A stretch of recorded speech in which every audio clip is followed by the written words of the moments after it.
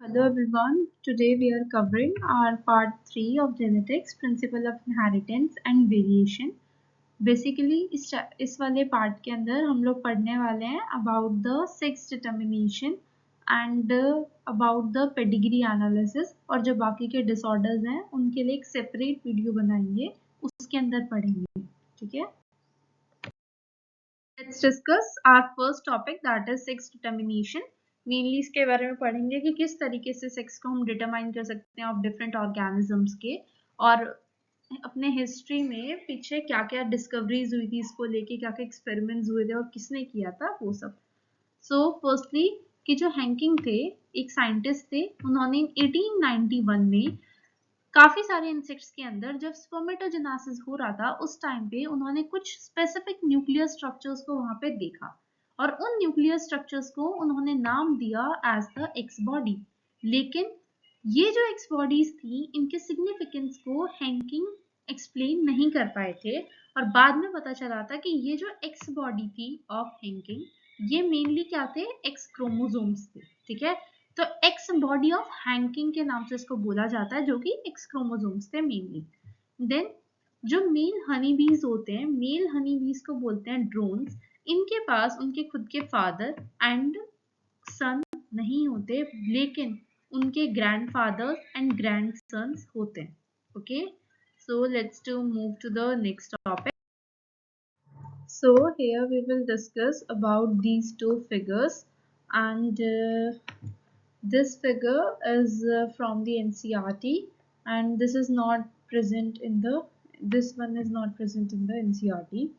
So इसके अंदर basically हम लोग एक comparison पढ़ेंगे कि यहाँ पे क्या है कि जो ह्यूमंस होते हैं ह्यूमंस के अंदर एंड ड्रोसोफिला के केस में क्या होता है कि जो फीमेल्स होती हैं उनके अंदर होमोगैमेटी प्रेजेंट होती है, होमोगैमेटिक कंडीशन प्रेजेंट होती है. इट मीन्स कि वहाँ पे जो दोनों क्रोमोसोम्स होते हैं वो सिमिलर होते हैं and in the case of males वहाँ पे हेट्रोगैमेटी प्रेजेंट होती है, हेट्रोगैमेटिक कंडीशन प्रेजेंट होती है. इट मीन्स वहाँ पे दोनों क्रोमोसोम्स जो होते हैं वो डिसिमिलर होते हैं. इट मीन्स जैसे कि यहाँ पे है X chromosome and Y chromosome and यहाँ पे भी X chromosome and Y chromosome. And if we will talk about in the case of female, then here is 2X chromosomes and here also. And ये है birds का case है. birds के case में लेकिन अपोजिट होता है. वहाँ पे क्या होगा कि मेल्स के अंदर होमोगैमेटिक कंडीशन प्रेजेंट होती है. इट मीन्स कि दो Z क्रोमोसोम प्रेजेंट हैं और फीमेल्स के केस में हेट्रोगैमेटिक कंडीशन प्रेजेंट है. इट मीन्स कि दो डिसिमिलर क्रोमोसोम्स जो होते हैं वो प्रेजेंट होते हैं. इस टेबल के अंदर अगर हम लोग देखते हैं तो यहाँ पे पहली कंडीशन है XX एंड XO, जहाँ पे क्या है कि XX जो है वो रिप्रेजेंट कर रहा है फीमेल्स को एंड XO रिप्रेजेंट करता है मेल्स को. ये वाला जो केस होता है मोस्टली इंसेक्ट्स में होता है, फॉर एग्जाम्पल ग्रास ऑफर में. Then the second is XX and XY, जिसके अंदर क्या होगा कि जो XX है वो रिप्रेजेंट करेगा फीमेल्स को एंड XY रिप्रेजेंट करता है मेल्स को.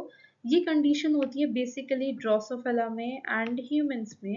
एंड यहाँ पे ZW and ZZ, ZW for the females and ZZ for the mails.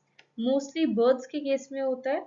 Drosophila and humans से अपोजिट होता है बर्ड्स के केस में. ठीक है, देन एक कंडीशन होती है हैप्लॉइड डिप्लॉइड कंडीशन, जिसके अंदर क्या होगा कि जो फीमेल्स होती हैं वो 2n होती हैं, इट मींस डिप्लॉइड होती हैं, लेकिन जो मेल्स होते हैं वो हैप्लॉइड होते हैं. तो ये केस होता है हनी बीज के अंदर.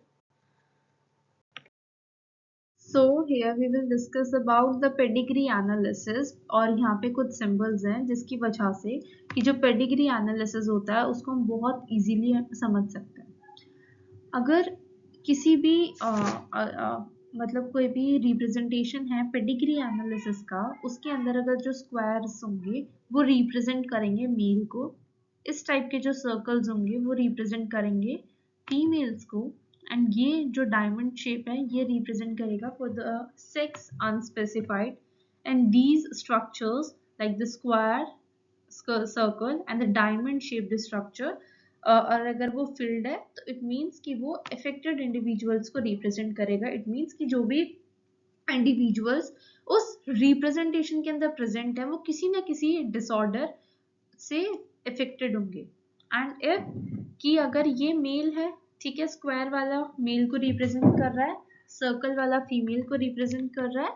इन दोनों के बीच में एक सिंगल लाइनिंग है, इट मींस इनके बीच में मीटिंग हो रही है, तो वो मीटिंग प्रोसेस को रिप्रेजेंट करेगा।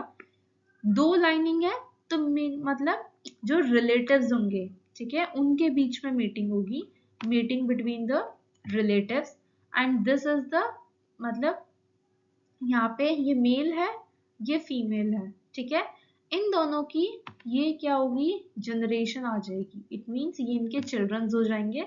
तो parents above and children below in order to birth left to right, ठीक है। देन कि ये दोनों पेरेंट्स हैं, ठीक है, लेकिन इनका जो बच्चा है, इट मींस यहाँ पे स्क्वायर रिप्रेजेंट करता है मेल को, और अगर कलर्ड है तो वो अफेक्टेड है, इट मींस कि जो इनका लड़का होगा वो इफेक्ट होगा किसी न किसी डिजीज से। और अगर एक डायमंड शेप्ड स्ट्रक्चर प्रेजेंट है और उसके अंदर 5 है, इट मींस कि वहां पे 5 अनएफेक्टेड ऑफस्प्रिंग्स हैं,